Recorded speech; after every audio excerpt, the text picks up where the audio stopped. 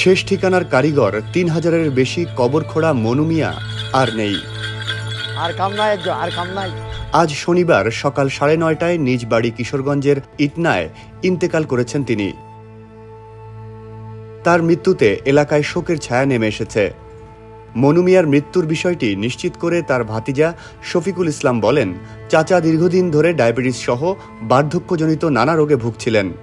গত ৬ দিন আগে চিকিৎসা শেষে ইটনার নিজ বাড়িতে ফিরে আসেন। আজ সকাল ৯:৩০টার দিকে এখানেই শেষ নিঃশ্বাস ত্যাগ করেন তিনি। স্থানীয়রা জানায়, শেষ ঠিকানা কবরের কারিগর মনু মিয়া কারো মৃত্যু সংবাদ কানে আসা মাত্রই খুন্তি, কোদাল সহ প্রয়োজনীয় সব যন্ত্রপাতি নিয়ে রাত বিরাতে ঝড় তুফান উপেক্ষা করে ঘোড়ায় করে ছুটে যেতেন কবরস্থানে। মানুষের অন্তিম যাত্রায় তিনি বাড়িয়ে দিতেন তার আন্তরিক হাত। এভাবেই কবর খুঁড়ে যাচ্ছেন ৫০ বছর ধরে। এজন্য তিনি নেননি পারিশ্রমিক। মনু মিয়ার ডায়েরির তথ্য অনুযায়ী এ পর্যন্ত তিনি কবর খুঁড়েছেন ৩,০৫৭টি।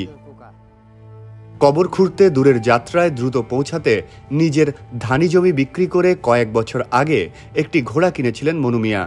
ঘোড়াটি সচল রেখেছিল তাকে। বাড়িতে মনু মিয়া ও তার স্ত্রী রহিমা বেগমের অনুপস্থিতিতে অভিভাবক শূন্য ঘোড়াটিকে মেরে ফেলেছিল কিছু দুর্বৃত্ত।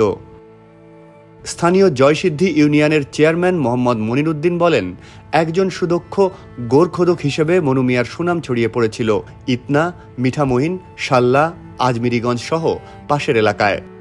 এছাড়া রাজধানীর বনানী কবরস্থান সহ দেশের বিভিন্ন প্রান্তে তার কবর খোঁড়ার সুনাম রয়েছে।